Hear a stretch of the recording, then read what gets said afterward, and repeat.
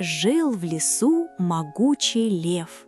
Все звери боялись его, потому что был он сильный и грозный. Однажды, после охоты, лев улегся спать под большим деревом. Спал он крепко-крепко, а маленькая мышка случайно пробежала прямо по его лапе. Лев проснулся и сердито схватил мышку.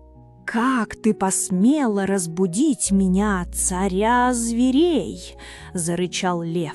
«Сейчас я тебя съем!»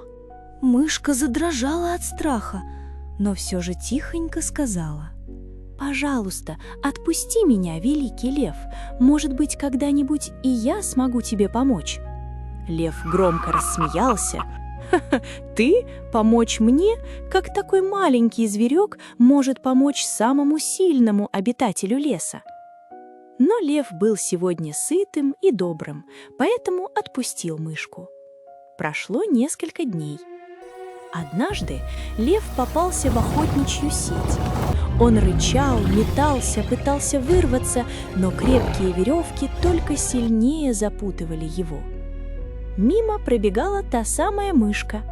Услыхав рев льва, она поспешила на помощь. Мышка начала грызть своими острыми зубками веревки сети, одну, вторую, третью. Она очень спешила, ведь скоро должны были появиться охотники.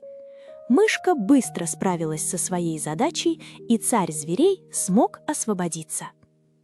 Удивился лев и сказал: «Теперь я понял, даже самый маленький друг может однажды помочь великому льву».